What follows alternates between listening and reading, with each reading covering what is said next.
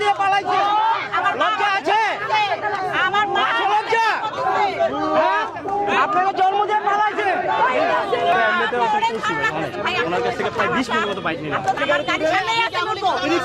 আমার গাড়িতে একটা কিডনি পেশেন্ট একজন যাবেন একজন যেয়ে দেখবেন যে নাকে নল করা কিডনি পেশেন্ট আছে কিনা জাস্ট দেখবেন তারপরে ওখানে এসে তামাশা করবেন আপনি ভদ্র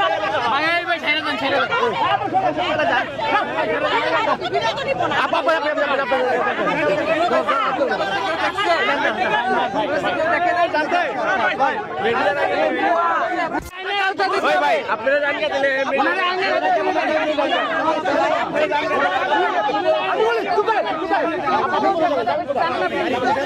ভালো ভালো কথা দিচ্ছি আমরা মানি নাই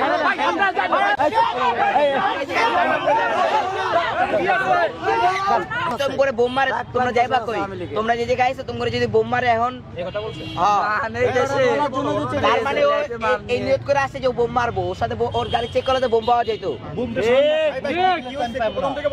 উনি নিচে যায় বলতেছে প্রথমে ওই জায়গায় পানি যে একটা ছেলে বলছে যে কঙ্কাল আছে তারপর ও বলতেছে যে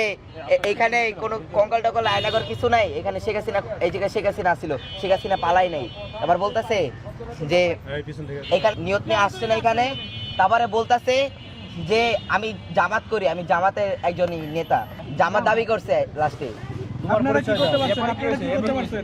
এরপরে কিছু করি নাই এরপরে উনি আমাদের সাথেই করতেছে তোমরা বেশি বুঝো বেয়াদব এটা ওইটা আমাদের সাথে গালাগালি শুরু করছে যে আমরা কেন বলছি যে শেখ হাসিনা পালাইছে এই কারণে হ্যাঁ এই কথা তো বলছে হ্যাঁ যে আমি শেখ হাসিনা দালাল পরবর্তীতে এইখানে এসা বলতেছে আমি শেখ হাসিনা দালাল এটা ওইটা মানে ও মানে এক কথায় ওর গাড়ি চেক করলে বোম পাওয়া যাইতো